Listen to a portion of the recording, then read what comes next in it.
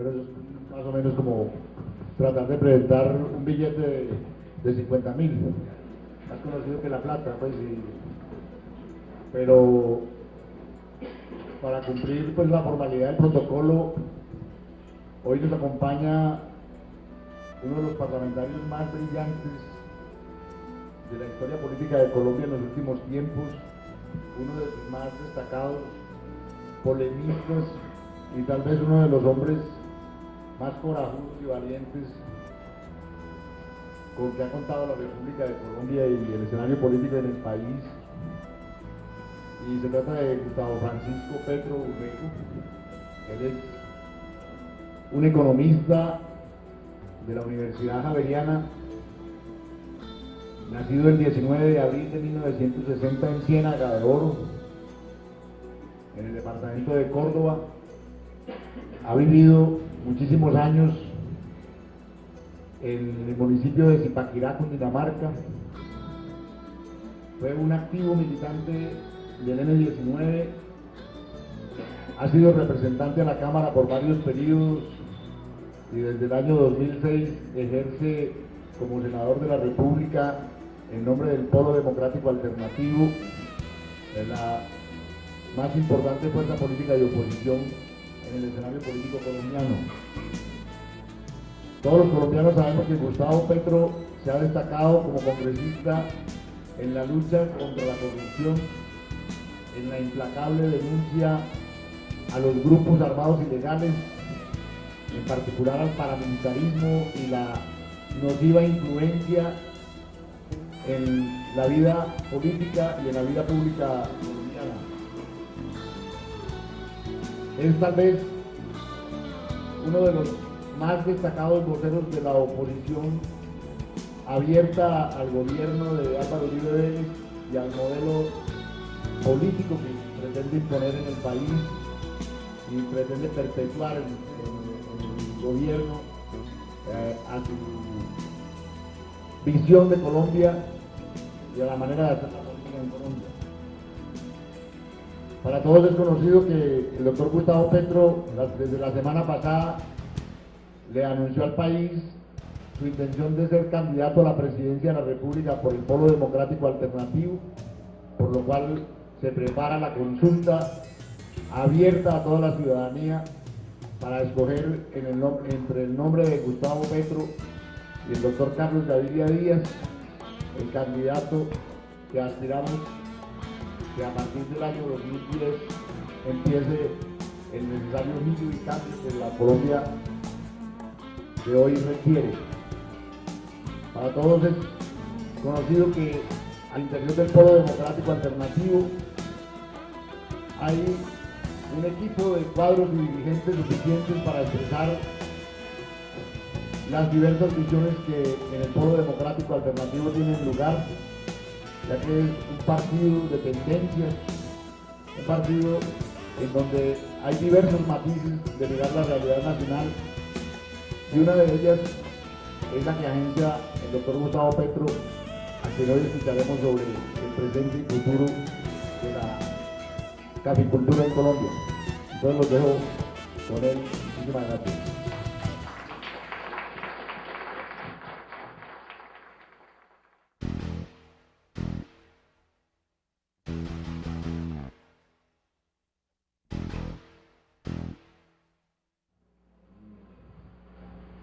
Yo voy a tratar de hacer, dado que en este momento actúo en calidad no de senador, sino de candidato presidencial. ¿Se oye?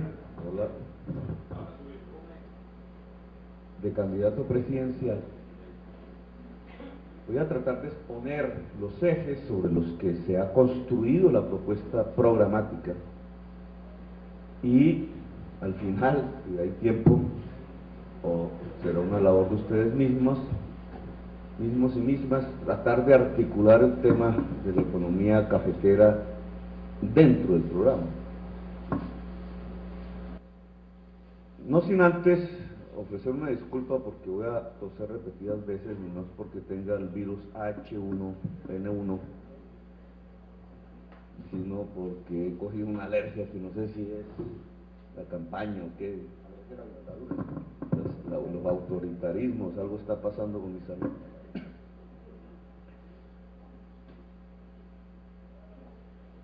Y recordar que el pasado no se puede repetir. Digamos, ninguna formulación política válida hoy en Colombia o en cualquier parte del mundo puede basarse sobre la tesis que podemos recuperar el pasado. Nos toca es afrontar el futuro. Y el futuro que nosotros vemos para Colombia es el de la construcción de una democracia moderna y en paz. El futuro alcanzable hoy para Colombia debe ser el de una democracia moderna y en paz, objetivo. Con un método para alcanzar ese objetivo, que en mi opinión, dado el análisis de la violencia en Colombia de 2 siglos de república o el de los últimos décadas, desde el 48 hasta la fecha, que ya deja 1 millón de muertos en el país, no puedo creer que el método para alcanzar un objetivo como estos, el fin, como decía Maquiavelo, pueda ser a través de unos medios diferentes a ese fin, es decir, diferentes a métodos democráticos, modernos o pacíficos. Si algo diferencia la política del siglo XXI de la política que se inició por allá desde el medioevo hacia acá, es precisamente esta diferencia del criterio de Maquiavelo en hacer la política. La política colombiana toda, de derecha y de izquierda, ha transcurrido bajo la lógica maquiavélica de la política, que es el fin justifica los medios. Podemos construir paz con guerra, podemos construir justicia con injusticia, podemos construir democracia con métodos antidemocráticos. No, la política del siglo XXI es al revés. El fin queda determinado por los medios, por el método. Luego, si yo lo que quiero es un fin como que Colombia sea un gobierno o una sociedad democrática, moderna y en paz, los métodos que tengo que utilizar son obligatoriamente democráticos, modernos y pacíficos. A eso yo le he llamado más particularmente el acuerdo como método. Dada la violencia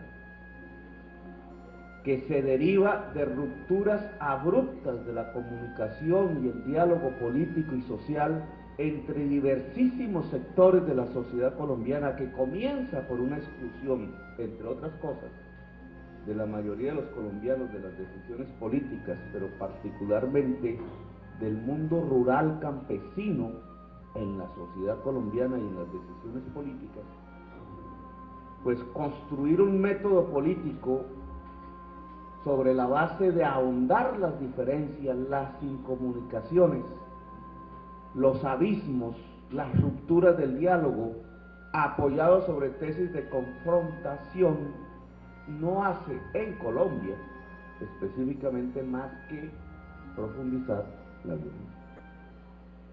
Por eso, desde nuestra perspectiva política, el método que proponemos para construir una sociedad democrática, moderna y en paz es el acuerdo, el entendimiento, que implica la reconstrucción de puentes de comunicación entre los colombianos, entre los diversos sectores de la sociedad colombiana, en ese arco iris que constituye la colombianidad. Poderse poner de acuerdo con el diferente, que se da a escala barrial, territorial, local, pero también nacional. Un proceso de acuerdos multitudinarios. Bajo ese método, la campaña ha escogido como eslogan la frase de acordemos el futuro. Para construir una democracia moderna y pacífica, acordemos el futuro. Ahora, ¿qué propuestas colocamos desde este sector de la izquierda democrática en la discusión pública para un acuerdo? ¿Cuáles son los temas que nos parecen absolutamente esenciales reformar o construir y que se proponen de cara precisamente a que Colombia sea una democracia moderna y pacífica? ¿Cuáles son los elementos que nos llevan a la paz, a la democracia y a la modernidad en Colombia? Pues yo los he resumido en 6 puntos, breve y telegráficamente los vamos a describir.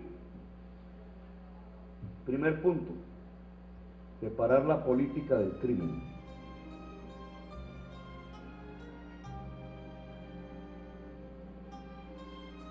¿Qué significa separar el Estado de las mafias? ¿Qué significa en particular, dado el gran peso específico que tiene el poder local en la estructura del poder nacional, por herencia histórica, por nuestras condiciones geográficas, por, digamos, el acumulado histórico de la sociedad colombiana? Esta es una sociedad, con algunas otras del mundo, en donde los poderes locales son muchísimo más fuertes que el poder nacional. Y por tanto, si no se tiene en cuenta la dinámica del poder en el territorio, toda política nacional, por muy buenas intenciones con que se construya, falla. Y una política para separar precisamente la política del crimen tiene que atender a esas estructuras del poder territorial. La política se separa del crimen o el Estado de las mafias si en el territorio la política se separa de las mafias, es decir, el poder local deja de ser de las mafias y pasa a ser de los ciudadanos. ¿Cómo se logra eso? Obviamente cada territorio tiene una especificidad diferente a otro tipo de territorios. Pero en términos generales, y como adelanto, yo diría que el que tiene el poder local es el que tiene la tierra en Colombia.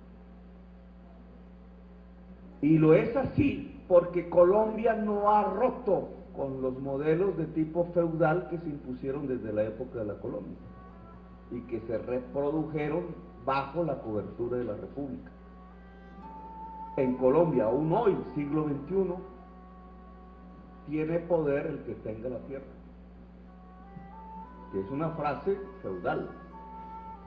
Si yo la pronuncio en un auditorio en Nueva York, es incomprensible, o en París, porque allá ningún norteamericano ni ningún parisino puede pensar que el que tenga tierra tiene poder. Lo único que pensarían es que el que tenga mucha tierra lo que tiene es que tener, lo único que tiene es muchos impuestos por pagar y problemas, claro. Pero aquí sí es así, digamos, es el resultado de nuestra propia evolución histórica. Luego, si yo quiero que el poder local no lo tengan las mafias, sino los ciudadanos, en un territorio en específico, lo que se tiene que producir es que la tierra no la tengan las mafias, sino los ciudadanos. Y aquí podríamos hablar de una conferencia completa, pero no quiero ahondar más en este punto, sino que lo tengamos claro. Uno de los ejes fundamentales para construir un país moderno y en paz democrático implica separar taxativamente el Estado de las mafias o, en otras palabras, la actividad política del crimen. Segundo punto del programa. Segundo, tercero y cuarto están ligados. Tienen que ver, lo llamo así, las 3 democratizaciones. Y apunta al problema de la riqueza. Una izquierda democrática no puede proponer, como en el pasado, quitar la riqueza de unos para entregársela a otros. Así de simple. La fórmula fracasó en el siglo XX. En general, en donde se realizó, lo único que se hizo al final fue repartir la pobreza. Una izquierda democrática tiene que plantearse el tema de cómo generar riqueza, cómo construir riqueza, que hasta ahora es un discurso de las derechas, del neoliberalismo.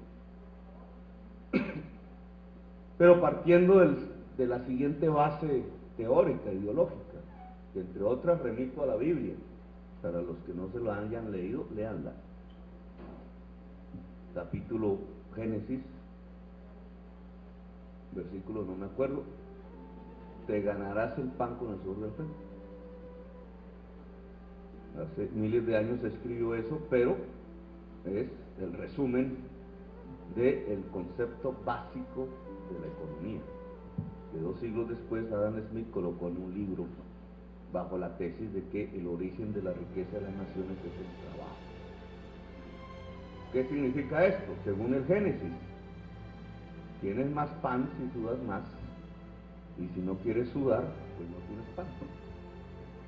O en términos de Adam Smith, una nación es más rica que otra si trabajamos.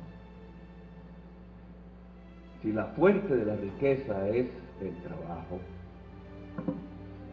entonces obviamente si queremos construir riqueza en Colombia, objetivo, tenemos que construir los factores productivos que generan la riqueza, el esencial, el trabajo.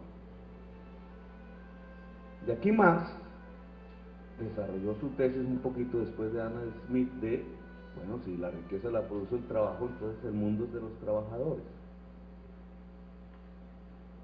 Y todo el siglo XX se nos fue en la lucha de los trabajadores por tener el mundo, que fracasó por ahora. Pero en respuesta a la tesis de Marx, apareció el concepto casi inmediato de los fundadores del neoliberalismo, de que no es exclusivamente el trabajo la fuente de la riqueza, sino que el trabajo para generar riqueza necesita del capital y la tierra. Claro, esto en términos sociales significa que el trabajador necesita para generar riqueza del capitalista y del terrateniente.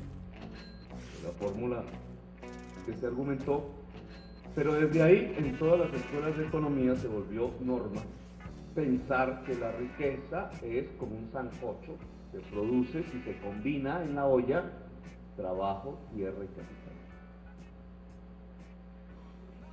Marx a eso le dijo, sí, pero es que la tierra no es de nadie y el capital es simplemente el trabajo pasado de los trabajadores, el trabajo histórico. Pero no quiero andar en la discusión ideológica propia del siglo XX, sino en retomar para Colombia estos 3 principios.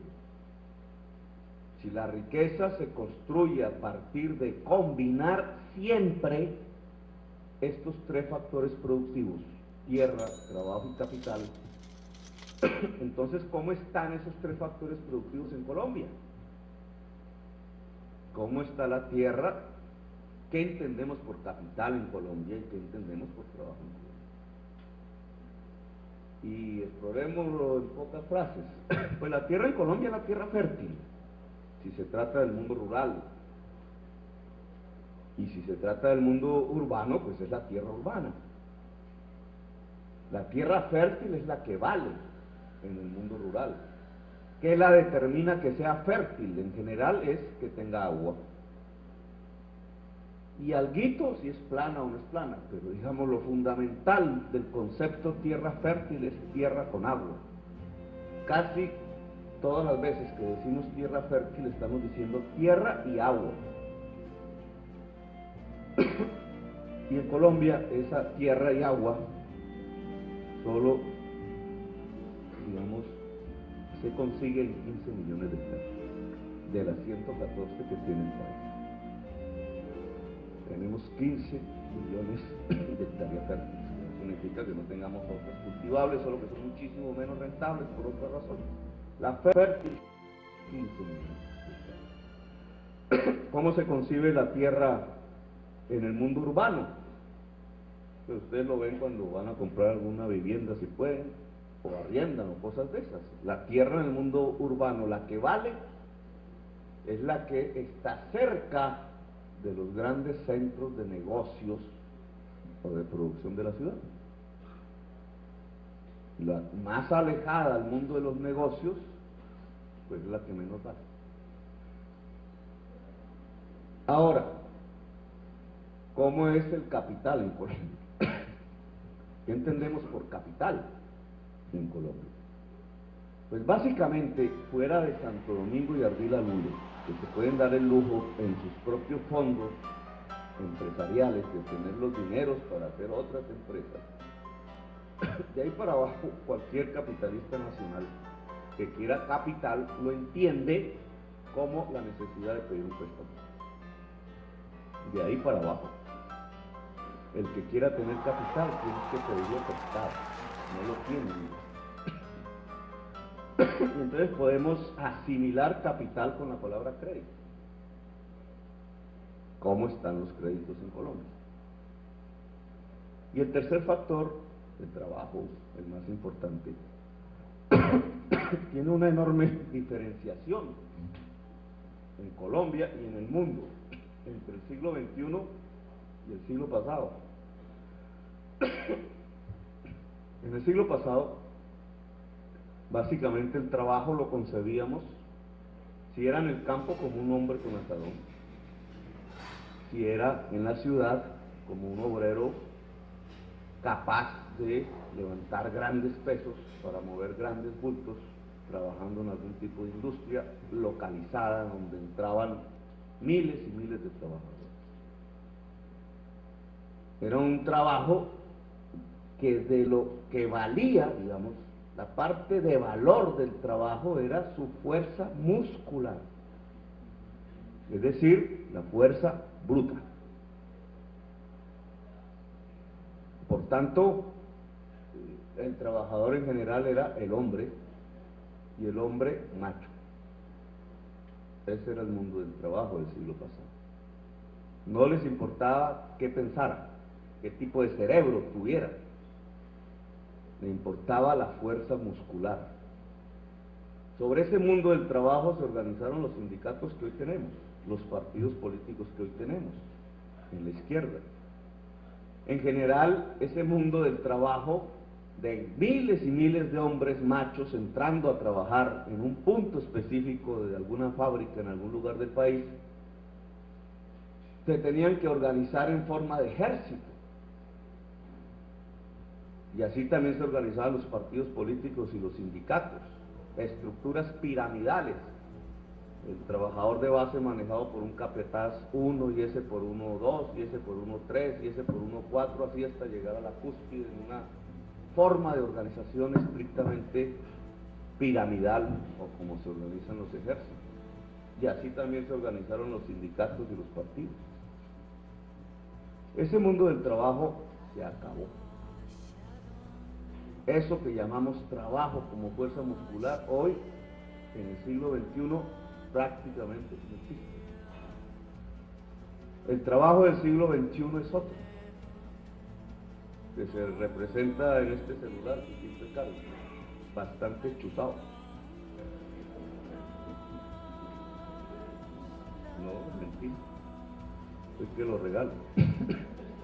Este celular no pesa casi, y esto que está pasado de moda ya pero digamos, no pesa, casi que lo regalan. Le doy 3 celulares y usted se mete a la empresa a comprar el servicio. Lo que vale de este celular no es ni siquiera el material que hay aquí. Lo que vale este celular es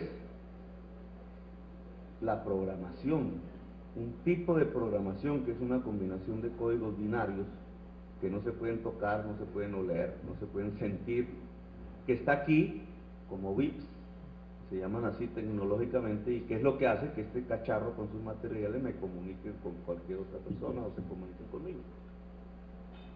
Eso que vale, si tratáramos de construir el mundo del trabajo que lo elaboró, lo pudiéramos traer aquí, en este mismo lugar, en este mismo sitio, nos daría quizás unos 500 trabajadores haciendo el código, pero de 50 nacionalidades diferentes, que no se conocen entre sí, físicamente,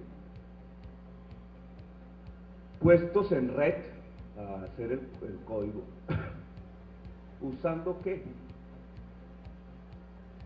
El cerebro, cerebros colectivos. ¿De quiénes? De chinos, tailandeses, taiwaneses, irlandeses, sudafricanos, de pronto algún colombiano, amarillos, negros, blancos, mestizos, mulatos, hombres, mujeres, travestis, gays, lesbianas, transexuales, de izquierdas, de derechas, ateos, católicos, hinduistas, musulmanes, es decir, un mundo multicolor, una multitud. Ese es el nuevo mundo del trabajo. Y así es como se generan hoy las grandes riquezas del mundo en el siglo XXI. Marx nos decía, el capitalismo se explica porque el propietario de los medios de producción es el capitalista, las máquinas, etcétera. ¿Cuál es el principal medio de producción para hacer el código, que es lo que más vale de este celular? El cerebro. ¿Y el cerebro de quién es? De los trabajadores. Es decir, que aquí el principal medio de producción es de los trabajadores. Esa E final, arroba. Luego es un mundo en donde el trabajador puede tener muchísimo más poder porque no le pueden quitar todavía el cerebro, que es el principal medio de producción. Lo que pasa es que ese poder no se vuelve eficaz sino en su articulación en red, que ya no es una pirámide, sino en red, a escala global, porque están en 50 nacionalidades diferentes. El nuevo mundo. Concluyo porque ya empiezo a hablar de ti. El mundo, el trabajo, tercer factor productivo y principal del siglo XXI es el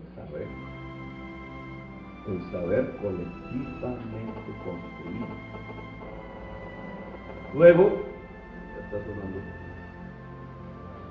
tierra, crédito y saber. Es la combinación para construir riqueza en el mundo del siglo XXI. ¿Y cómo lo tenemos en Colombia? En Colombia, la tierra es rural, 10.000 colombianos tienen el 62% de la superficie cultivada.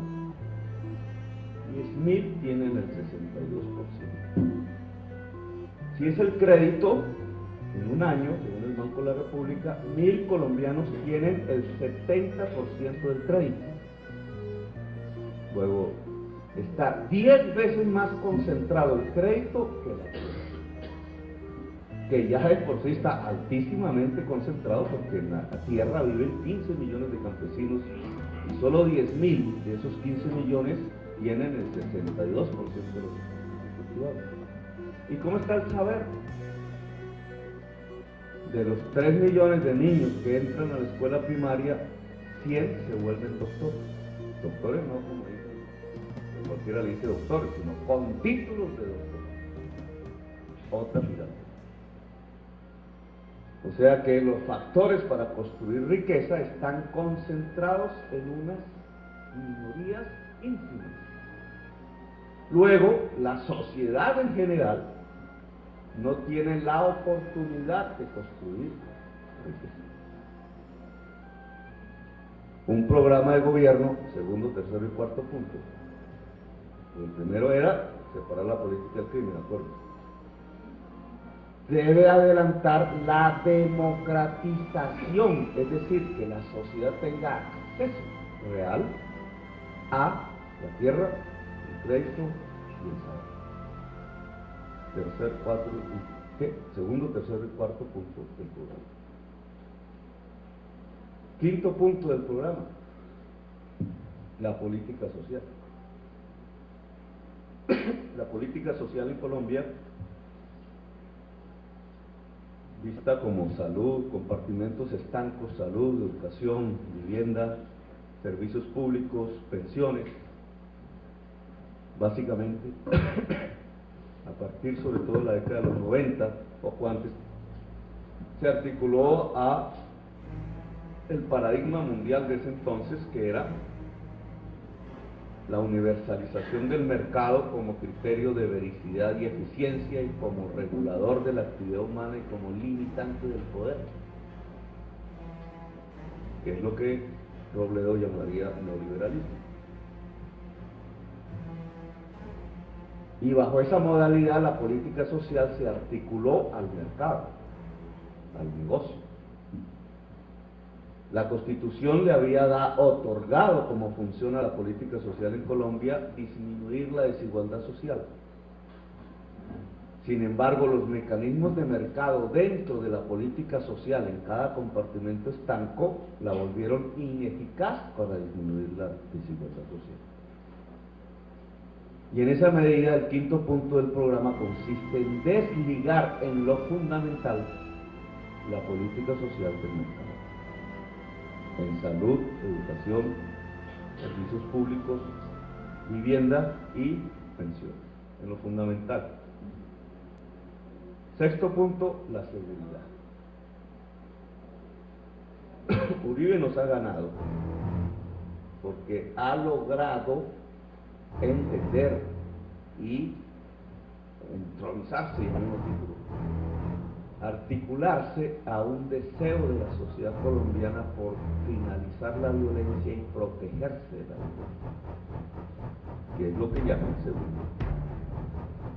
Y las izquierdas nunca plantearon el tema de la seguridad como uno de los ejes programáticos, de tal manera que lo que percibía la sociedad como el principal problema lo conquistó la derecha, y en este caso la extrema derecha. Pues en el planteamiento de la izquierda democrática y en la posibilidad de construir un acuerdo para construir una Colombia democrática, moderna y en paz, es esencial plantearse el tema de la seguridad.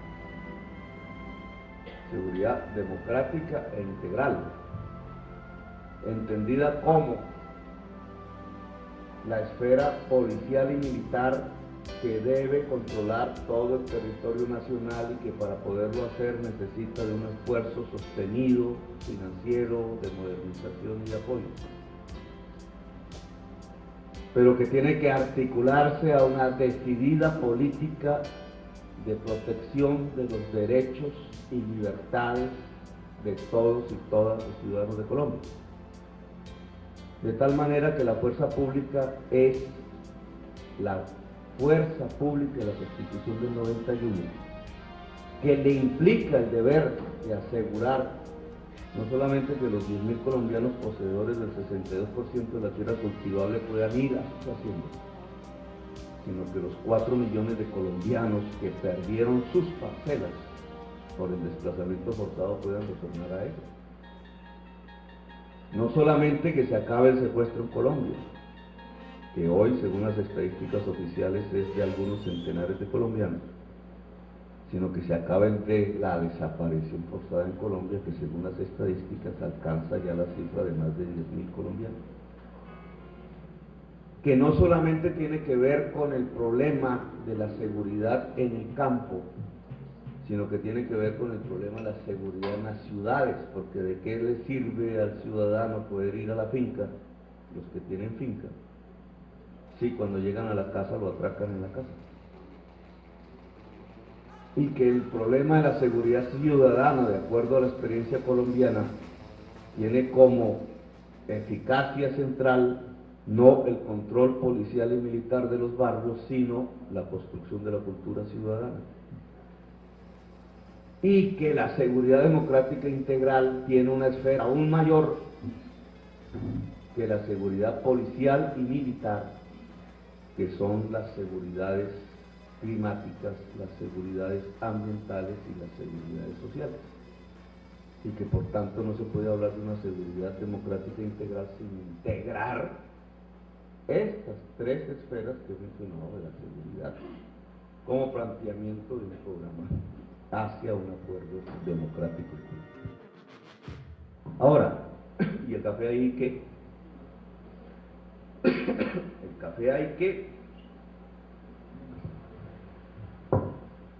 Entonces, bajo esta perspectiva, y porque el pasado no se puede repetir, el café, que no es un alimento, no lo podemos catalogar así como un alimento, de todas maneras es un producto agrario, y es el eje central que le dio vida a ustedes que están aquí presentes, a la institucionalidad de la cual ustedes son trabajadores. Colombia, al renunciar a la política de la construcción de riqueza desde el punto de vista productivo, es decir, a la articulación del saber, que es una renuncia al saber, del crédito para la producción, que es una renuncia al crédito productivo, y de la tierra para la producción, que es una renuncia a la tierra para hacerla producir. Lo hizo no por mala voluntad, no por una decisión histórica en algún tipo de elección, que escogió un camino y no el otro. Lo hizo por un proceso histórico, engarzado primero en un viejo feudalismo español que nunca eliminamos, que sobrevivió en las repúblicas en el siglo XIX, que se mantuvo gracias a las derrotas de los movimientos democráticos en el siglo XX, al asesinato de sus líderes, al genocidio que empezó con el genocidio del gaitanismo, los genocidios políticos, pero que nos arrojó como resultado la imposibilidad de construir una sociedad y una economía productiva. Un mundo en donde el poder y la riqueza se asimilan no al arte de producir y crear, sino al arte de tener. Si tú tienes poder, tienes riqueza, que es propio de las culturas rentísticas.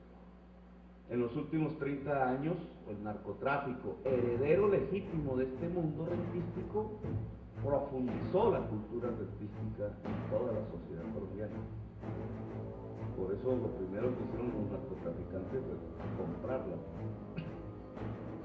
El tener, porque el que tiene la tierra tiene el poder.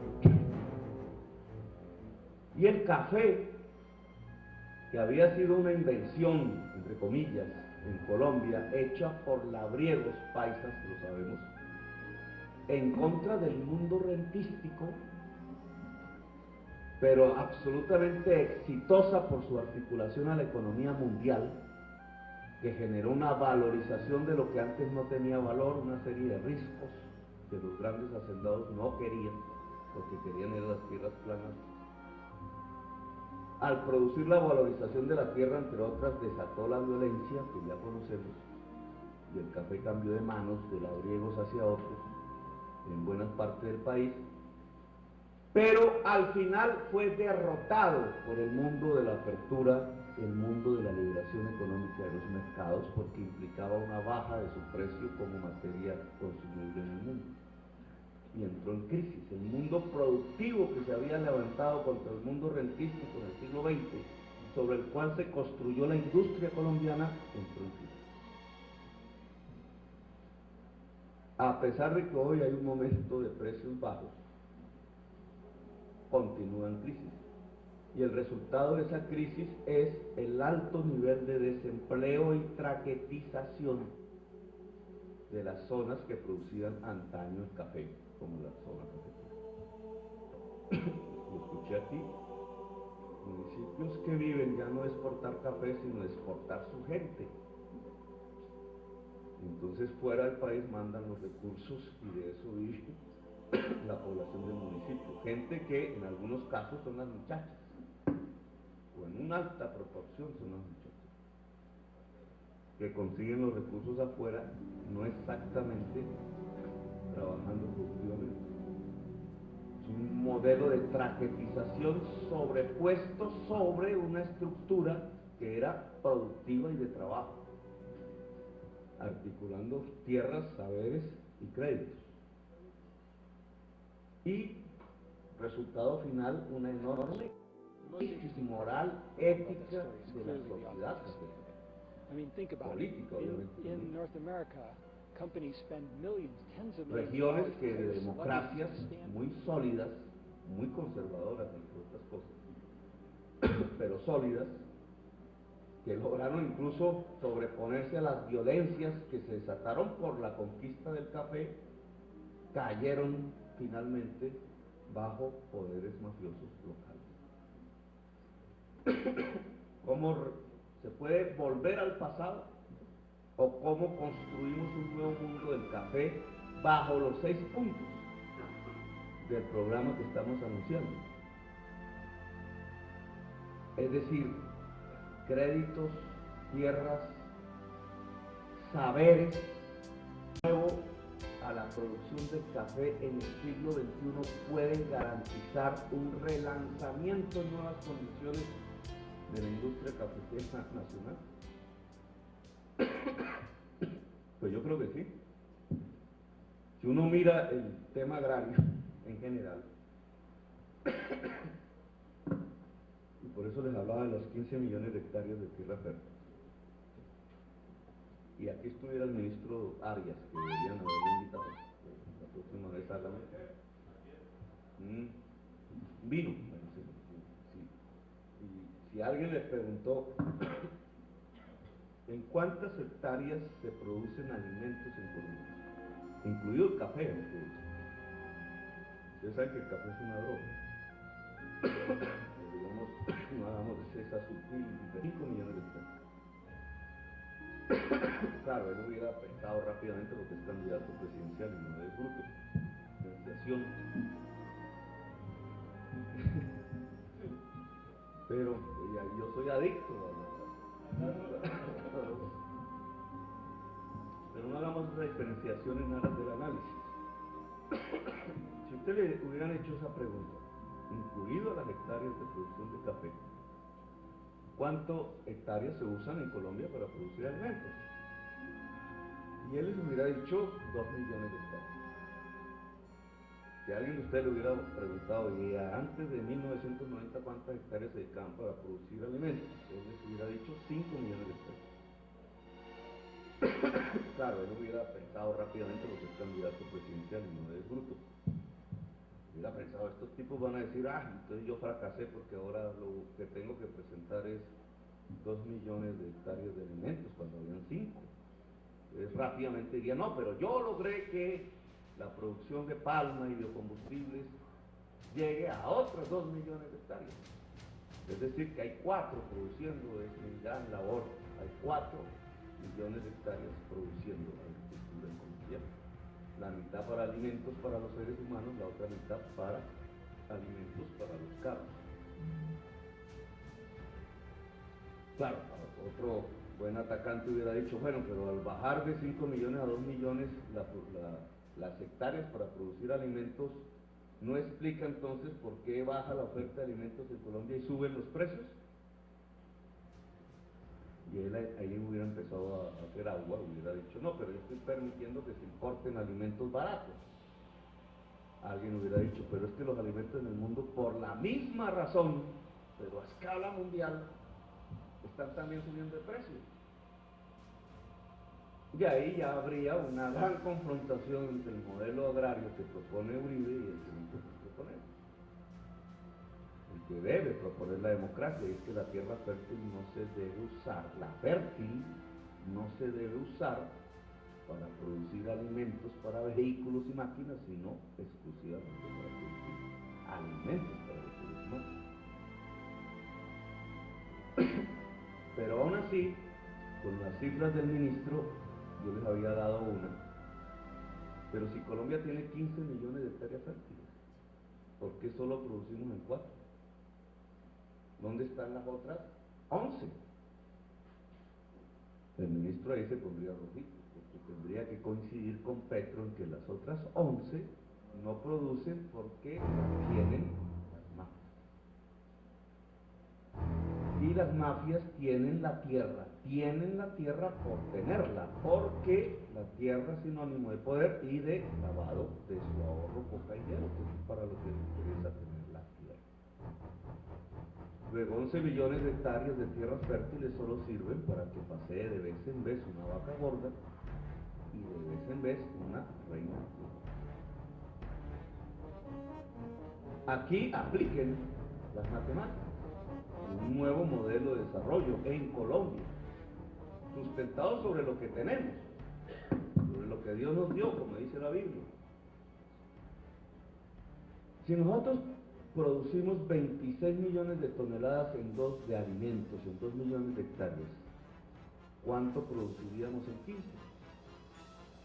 Y es el total de tierras fértiles que tenemos. Más o menos 7 veces más, o sea, 182 millones de toneladas. En este mundo pasaríamos de producir 26 a 182. ¿Qué pasaría con el precio relativo de los alimentos? Bajaría. Y si baja el precio relativo de los alimentos, ¿qué pasa con el salario real? Aumenta. O sea, hemos descubierto lo que descubrió todo el mundo desarrollado hace varios siglos. Solo se puede construir una economía desarrollada, industrializada, etcétera, etcétera, etcétera, si el precio de los alimentos es bajo. Punto. Es simple. ¿Y cómo lo hacemos bajar? Pues usando la tierra. Claro, Colombia consume 40 millones de toneladas. El excedente de 26 a 40 no importa. Y tiene el 12% de la población desnutrida, crónicamente, lo que significa que se está comiendo a sí misma para mantenerse viva, incluido la masa cerebral, el 12%. ¿Qué pasa si de 26 millones de toneladas saltamos a 182 y baja el precio de los alimentos? ¿Qué pasa con la desnutrición crónica en Colombia? Baja. Pero aún así, ¿nos consumimos los 182 millones de toneladas? ¿O nos sobra alimentos? Nos sobran. ¿Y qué hacemos con lo que nos sobra? Exportamos. Es decir, que simplemente hacer el uso racional de lo que tenemos, que es la tierra fértil, nos permitiría además articularnos productivamente con el mundo, con lo cual dejaríamos de ser ciudadanos parias por exportar drogas y pasaríamos a ser ciudadanos del mundo por articularnos libremente, productivamente con el mundo. Pero sigamos haciendo operaciones matemáticas. ¿Cuánto empleo se genera en 15 millones de hectáreas? No hemos pensado si socialismo, si esas cooperativas, si eso, nada, todavía no nos hemos metido en eso. Simplemente, ¿cuánto empleo se produce? Creo que Aurelio decía, no sé si me desmentirá, pero en promedio en la producción de alimentos, en promedio, porque unos más, otros menos, se produce un empleo cada 5 hectáreas. Luego, si vamos a usar 11 millones más, ¿cuánto empleo se produciría en esas 11 millones?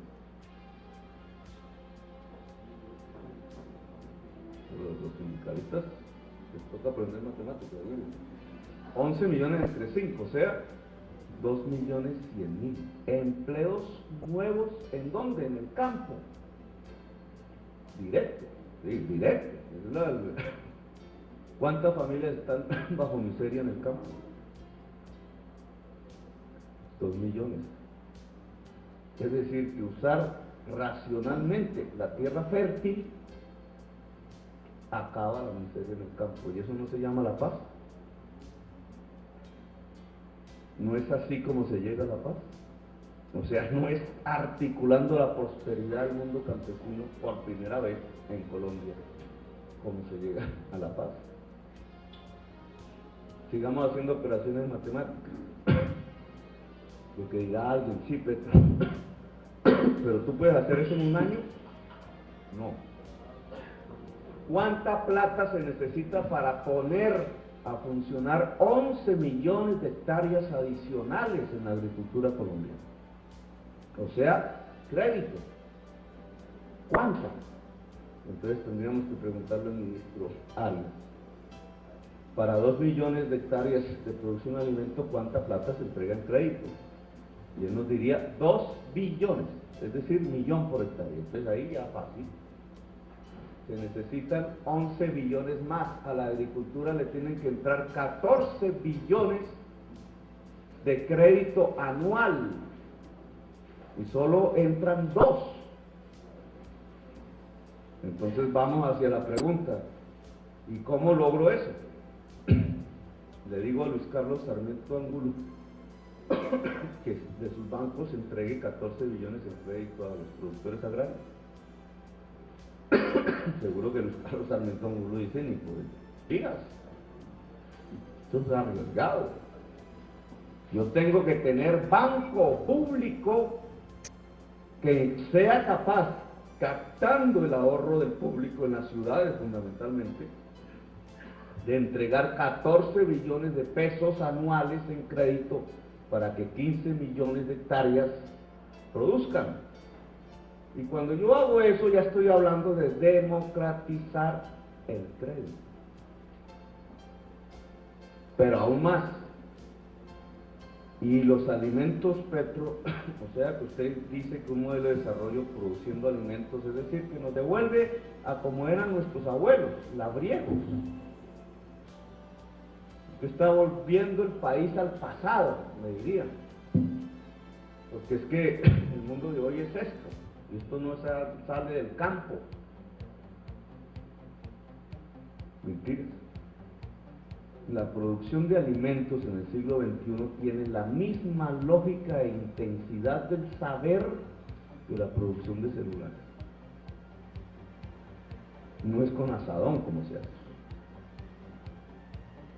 Empezando porque un celular es un código de comunicación y la producción de alimentos hoy es un código de comunicación. En primer lugar, porque la genética, el gen, es un código de comunicación e información de los seres vivos. Y la producción de alimentos hoy pasa por el análisis del código genético de cada alimento, transformándolo para hacerlo más nutritivo, más productivo. Y por tanto, la producción de alimentos del siglo XXI necesita saberes intensivos de este tipo que se llama biotecnología en su producción. Saberes. Hoy producir alimentos en el siglo XXI no es una tarea del instinto del hombre campesino que por su experiencia histórica, ancestral, sabe cuándo sembrar y cuándo no sembrar, sino que se articula ese saber a la información satelital. En Argentina cada productor de alimentos tiene un aparatico de estos y el satélite especializado en el tema climatológico y estudios de suelos, etcétera, etcétera, etcétera, le va informando al aparatico cuándo siembra, cuándo no siembra, cuándo debe echar el fungicida, cuándo no lo debe echar. Es decir, la producción de alimentos del siglo XXI es intensiva en saber. Y volvemos al mismo tema. El modelo de desarrollo sustentado sobre la producción de alimentos que nos podría ofrecer paz, democratización agraria, implica una articulación de tierras, crédito y saberes, que eran los puntos de nuestro programa. Solo que lo hemos aterrizado al campo agrario. Aún podríamos ir mucho más allá. Créditos y subsidios, tierras y vías, saberes y nuevas universidades o diferentes universidades que permitan la retransmisión de este tipo de saberes. Y podríamos ir y más, volviendo complejo el asunto de cómo construir un modelo de desarrollo de este estilo, pero como no quiero agotarlos ni agotar el tiempo de mis colegas, en vez de poner alimento, ahora coloquen café y apliquemos el modelo.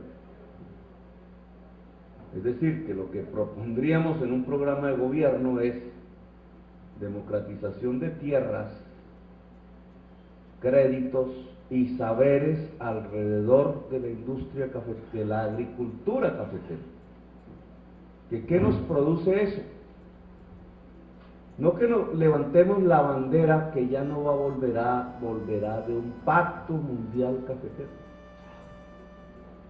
o de reconstruir la Federación Nacional poderosa que antes tenía la flota mercante Gran Colombiana, entre otras de sus empresas, o que mantengamos la estructura parafiscal privada del Fondo Nacional del Café con recursos públicos.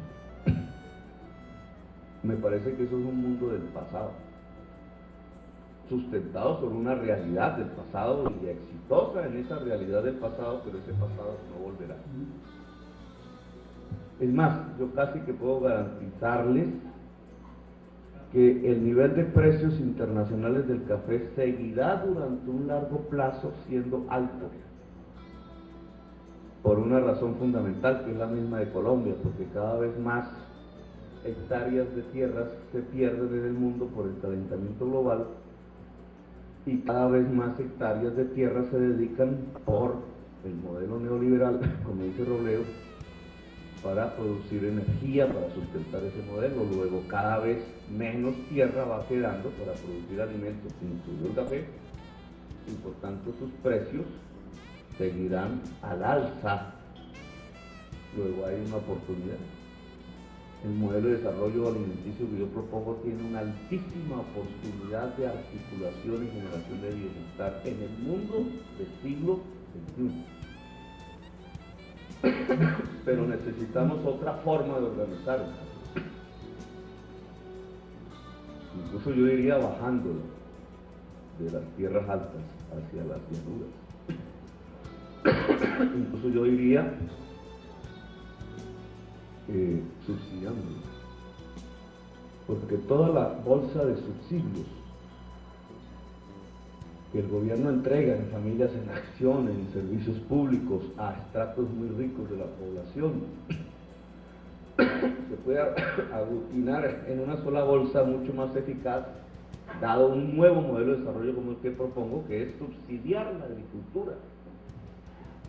Solo que entre más nutrientes se produzca, más subsidio, y entre menos subsidio, y ahí cuela el café, que tiene pocos nutrientes. Pero incluso subsidiando, democratizando créditos.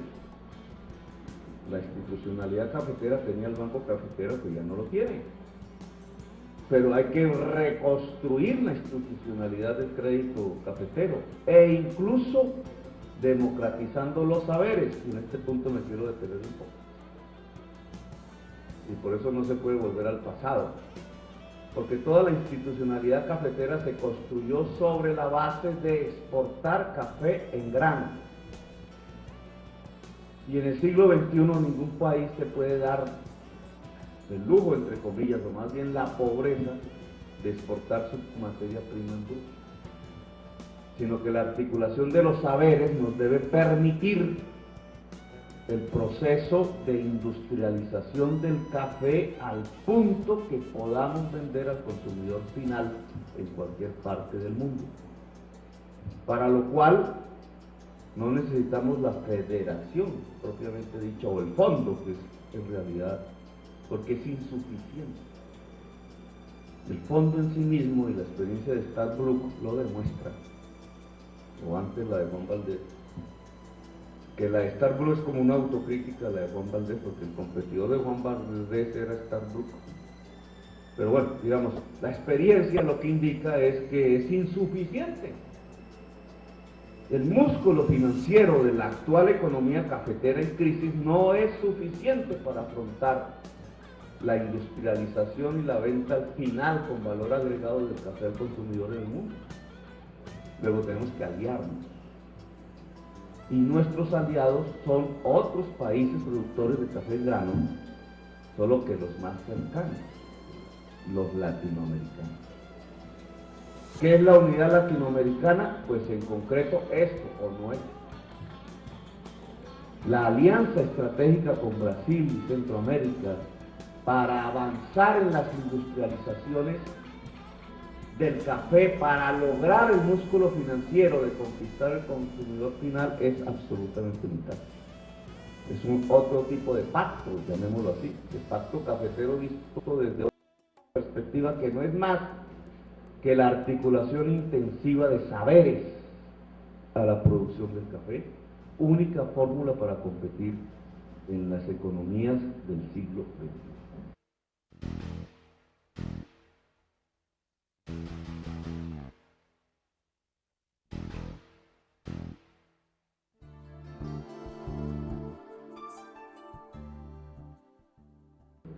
¿Cómo se democratiza el crédito? El crédito y la tierra, que es lo que me preguntó la señora. La tierra, tenemos una oportunidad histórica. La tierra es lo más difícil de democratizar. Por democratizar la tierra van bastantes centenares de miles de muertos. Más de un siglo de lucha. Yo diría más que un siglo, 5 siglos. Porque lo primero que ocurrió fue la concentración de la tierra en la conquista española, ya de por sí violenta, a los indígenas, que no tenían una apropiación privada de la tierra. Y a partir de la apropiación ilícita de los españoles de la tierra indígena, pues otros 5 siglos de resistencias, luchas, que no ha llevado más sino un resultado final, y es que tenemos uno de los coeficientes Gini, que es como se mira la desigualdad social, estadísticamente más altos en el mundo rural del mundo. Colombia es una de las sociedades más desiguales socialmente de la humanidad. Y buena parte de su desigualdad tiene que ver con este tema de la desigualdad en la tenencia de la tierra. Pero obviamente es el tema más difícil, porque en la tierra, dado que es dada, profesor, en la medida que está dada, incluso tiende a disminuir. El problema de la tenencia de la tierra es un juego de suma cero. Si alguien la tiene, tiene que quitarle otro. Así de simple. Por eso es tan difícil. Por eso las sociedades alrededor del poder como sinónimo de tenencia de la tierra son tan violentas. No es lo mismo que en el saber es más fácil. Rápidamente. La ventaja histórica que hoy tenemos es que precisamente por la deriva del proceso colombiano, la mayor parte de la tierra fértil terminó en manos de la mafia. Y por tanto jurídicamente se considera como bienes ilícitos y por tanto expropiables a partir de la extinción del dominio, con previa incautación administrativa. Lo que no se había logrado en el marco jurídico de la reforma agraria, que siempre fue saboteada en las décadas pasadas, el narcotráfico nos lo solucionó por el lado jurídico. Hoy no necesitas ni siquiera una nueva ley para lograr la democratización de la tierra. Lo único que necesitas es incautársela a la mafia, desde el punto de vista jurídico. Obviamente, incautársela a la mafia significa que la mafia ya no tenga el poder político para oponerse a esa incautación. Luego volvemos al primer punto del programa. Para lograr eso hay que quitarle la política a las mafias. Pero digamos, la extinción del dominio y la incautación por vía administrativa de la tierra te permite democratizar la tierra. Y no necesitas crear una norma adicional. Solo necesitas la voluntad, pero la voluntad no es de un presidente, la voluntad surge de la voluntad de la sociedad, y esa no es posible construir sino a partir del acuerdo.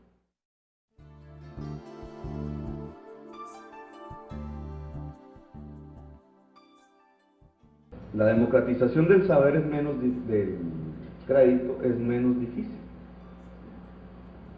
porque tiene que ver es con el dinero, con la masa monetaria, y la limitante no son más sino las teorías económicas sobre la limitación de la oferta monetaria para que no produzca ritmos de inflación exorbitantes, exagerados. Esa es la limitante.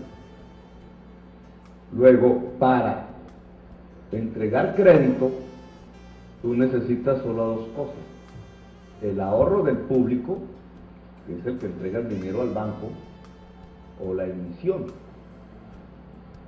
que siempre se hace en Colombia, pero que tiene como destino los bancos privados.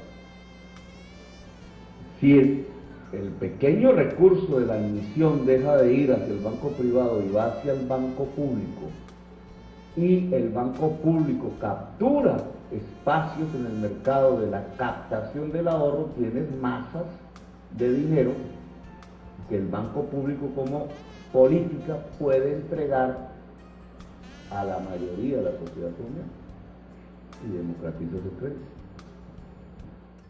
Luego, ¿qué es lo que estoy diciendo? Hay que construir bancos públicos. Hay que construir, sin quitarle un banco a Luis Carlos Sarmiento ni a los españoles, etcétera, perfectamente podemos reconstruir el sistema financiero colombiano a través de dos modalidades. La caja de ahorros local, que es importante porque, no necesariamente pública, pero es importante porque evitas que el ahorro local en muchas provincias colombianas a través de la banca tradicional se vaya al centro del país, que es lo que ocurre hoy, que es una manera de construir equidad regional, y por eso es importante las cajas de ahorro locales, pero también un sistema de bancos públicos. Yo he propuesto 4, uno ya existe. El Banco del Joven, que entrega créditos sobre la base del mejor título de propiedad que puede existir, que no sobre una casa o una finca, sino sobre el saber.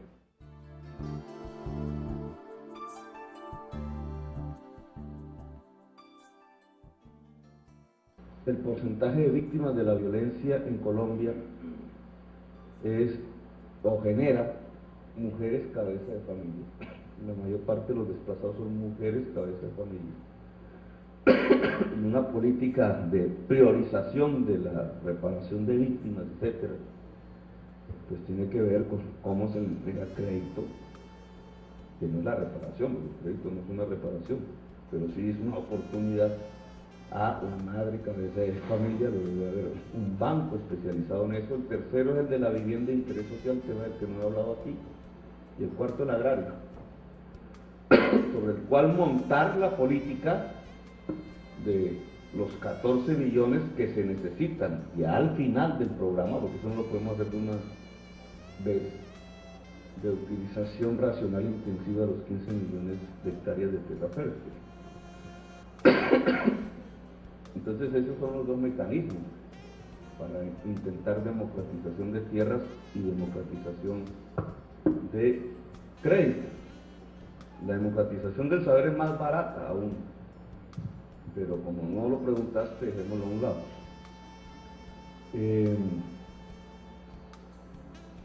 Los fondos, la federación. Este es un tema difícil, pero solo por coherencia trato de proyectarlo. No es lo mismo federación que fondo. La federación pues, es una entidad gremial y nadie la va a quitar. Es un derecho de asociación que la Constitución prevé para cualquier tipo de parte de la sociedad colombiana.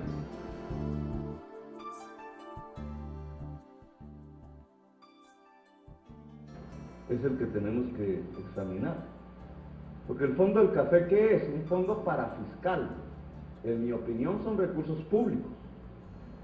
Es una privatización de la administración de un recurso público, que es una contribución de los cafeteros, que en mi opinión debería ser un impuesto.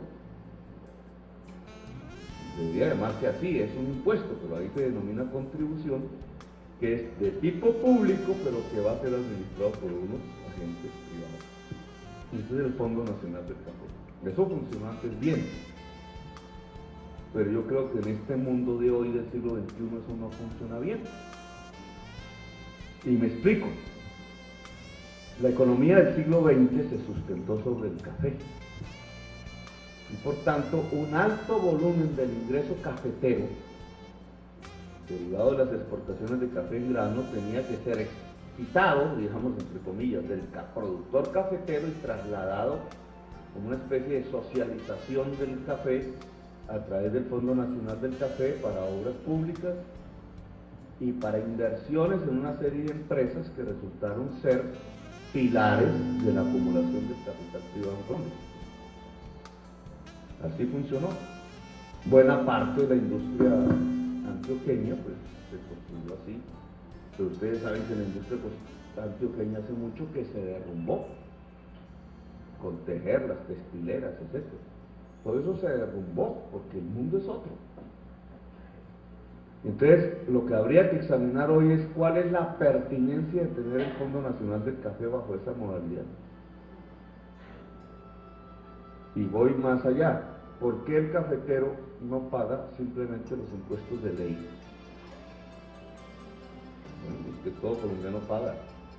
Si genera un ingreso, pues el impuesto de renta, en la declaración de renta. Si compra cosas que tienen IVA, pues el IVA cuando compra las cosas. Y no una contribución que llegó a ser hasta la mayor parte del ingreso cafetero. En este momento, ¿por qué hay que tener una contribución específica que puede ser mayor que el impuesto de renta?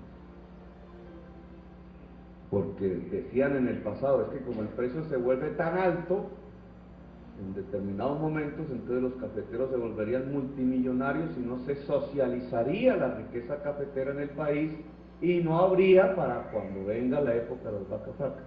Esa era la tesis. Ese no es el mundo de hoy. Primero porque no van a haber grandes ingresos cafeteros. En cambio sí pueden haber grandes fracasos cafeteros. El mundo de hoy, por la libertad de mercados en el mundo, no va a producir otra vez café a 4 o 5 dólares.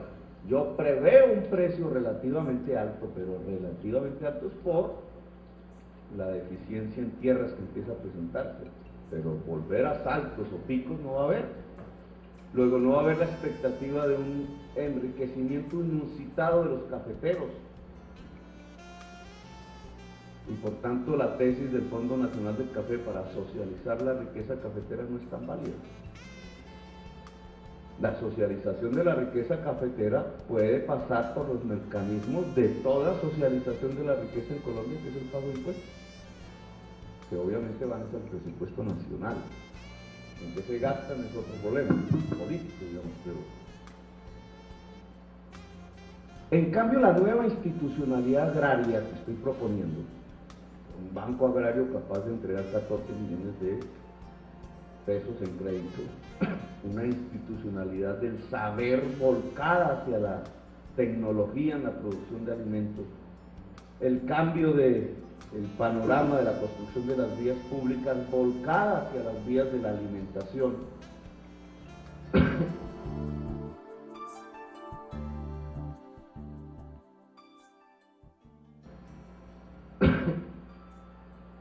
Y la política de subsidio, porque otra pregunta allí decía, es que no se puede pagar el crédito. De no poderse pagar, no se puede concluir de no poderse pagar créditos, que entonces el crédito es malo. Porque ¿qué pasaría si no hubiera crédito? Si no hubiera un sistema para entregar crédito, el que necesita el crédito tendría que hacerlo a tasas de interés todavía muy superiores que el de los usureros.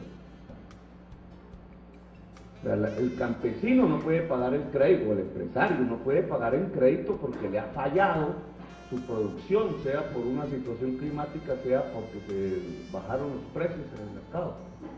Y entonces no le cuadran las cuentas.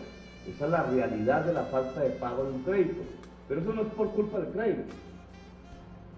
Eso es por culpa de que no hay una institucionalidad que asegure una cosecha, sea por un desastre climático o sea por una baja inusitada del precio en el momento en que preciso sale la cosecha. Es por la falta de una institucionalidad. Y entonces, si vamos a construir una nueva institucionalidad, dado que tenemos como planteamiento un modelo de desarrollo basado en la producción de alimentos, uno de los pedazos de esa institucionalidad, hemos hablado del crédito, hemos hablado de las vías, pero uno es el subsidio. No puede haber producción alimenticia en Colombia si queremos volverla una prioridad de un modelo de desarrollo sin plantearnos la estrategia y la institucionalidad, por tanto, del subsidio a la producción alimenticia. El subsidio se puede hacer por varias vías. Si lo hacemos por la vía gringa, el subsidio es a la tasa de interés. Incluso los gringos tienen subsidio a la tasa de interés y subsidio directo al productor. Pero digamos, esto ya son complejidades que ya ameritarían un mayor estudio. Pero la política de subsidio estatal es en cierta forma una política de seguro, que puede proteger el tema de los créditos en el sistema financiero. Puede, pues por eso hay que verlo en forma integral. Ahora, si tenemos una institucionalidad de este tipo para el conjunto de la agricultura colombiana, 15 millones de hectáreas, no hemos hablado del saber que a mí me parece supremamente importante, pues, ¿se necesita un Fondo Nacional del Café? O más bien los recursos del Fondo Nacional del Café vistos como recursos públicos, e incluso con una disminución de lo que significa su carga sobre el cafetero productor, no debería estar financiando el conjunto de institucionalidad agraria económica. Ese es, digamos, el planteamiento que a mí me gustaría adelantar en perspectiva, es decir, volver público el fondo articulado dentro de toda la institucionalidad agraria del país y disminuir su peso específico como carga contributiva sobre el cafetero, dejando que el cafetero productor pues pague el impuesto de ley, el impuesto que paga cualquier productor en Colombia. Usted sabe que la contribución cafetera es mayor que el impuesto. El impuesto es normal, pues el impuesto de renta 30% más descuentos, pero la contribución es sobre el ingreso en dólares del café que se recibe en Colombia por exportar café. Y cuando usted hace el cálculo, esa carga que se le quita como ingreso al cafetero es mayor que la que se le podría quitar como impuesto. Luego es un alivio, pues, visto desde otro punto de vista, es un alivio sobre el cafetero que puede entonces sostenerse mejor en precios bajos y puede aprovechar mejor precios altos, siempre y cuando exista una institucionalidad pública fuerte sobre la base de priorizar la producción agraria en Colombia, porque si no, obviamente, tampoco funciona el esquema. Ahí creo que está el problema. El tema de los desplazados tiene que ver con la tierra. O sea, esos 4 millones de desplazados, medida su tierra en hectáreas, en todo el país, explica buena parte de la concentración de la tierra en Colombia. En el 1985, los 10.000 más grandes poseedores de tierra tenían 11 millones de hectáreas y en el 2002 tenían 22 millones de hectáreas de tierra fértiles y no tan fértiles, pero fue un salto, duplicaron su posesión en las tierras en apenas 15 años. Y obviamente un fenómeno así no se pudo provocar sino a partir de mucho dinero para comprar tierras o terror. Y parte del terror explica los 4 millones de desplazados forzados. Cuando hablamos de democratizar la tierra, que es el proceso inverso, es que mucha gente tenga acceso a la posesión de tierras en Colombia, obviamente gente con vocación rural, pues una política específica es la reparación de los desplazados. ¿Verdad que no todo desplazado quiere volver a su tierra? Porque ya ha pasado mucho tiempo y hay procesos de urbanización que ya impiden un regreso, por voluntad misma del desplazado.